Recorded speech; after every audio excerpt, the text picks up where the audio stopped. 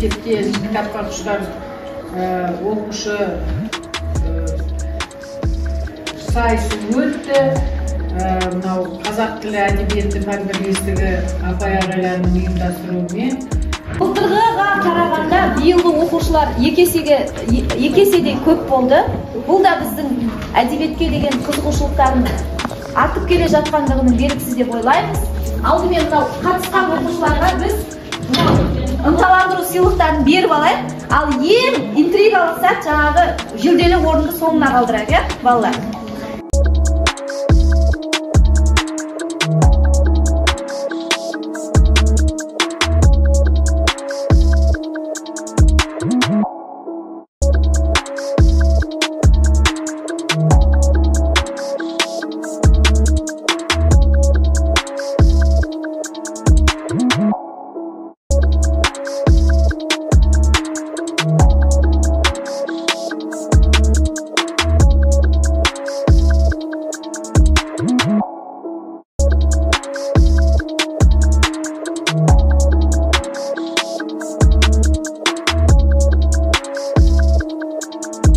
Сыныптар арасындағы оқушылардың арасындағы жарыстың жеңімпазын марапаттайтын уақыт келді деп ойлаймын.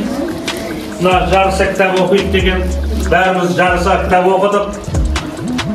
Бұрыннан айтылған нәрсе ғой балдар, жас кезінде алған білім тасқа қашап жазғанмен тең. Ал қартайғанда алған білім мұзға жазғанмен тең дейді. Сондықтан әрине сендердің жас кездерінде алған білімдерің бізге өте керек. Ол бізге керек емес, ол өздеріңе керек. Болашақта сендердің алдарында жүретін азықтарың, өздеріңнің өмірлерің жарқын болу мақсатында алынған. Жаңа Қазақстанды құратын нағыз сендерсіңдер, жастарсыңдар. Біз сендерге сенеміз. Міне соның бүгінгі қорытындысымен сендерді бүгін марапаттайын деп отырмыз. Ендігі сыйлықты табыстауға рұқсат етіңіздер. Мадақтама Ағыбай атындағы жалпы орта мектебінде 5-8 сынып оқушыларының арасында өткен жарыса кітап оқиық атты оқырмандар сайысында жеңімпаз атанған үшін 6-шы А сынып оқушысы Нарбек Аяру марапатталады. Бұл 3-ші орын. Мынау марапатың, мынау 5000 ақшасының сертификаты, мынау ақшаның өзі жоғалтпамасына. Дәл осы мәтін бойынша 5-ші А сынып оқушысы Еңжігіт Еркенұр марапатталады.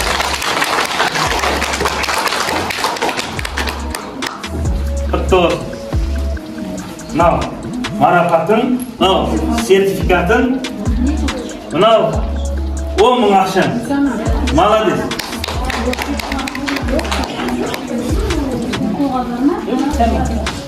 Дәл осы мәтінде 5-ші А сынып оқушысы Әмірқұл Айгерім марапатталады. Мынау марапаттың, мынау сертификат, мынау ақшаң. Ай, молодец.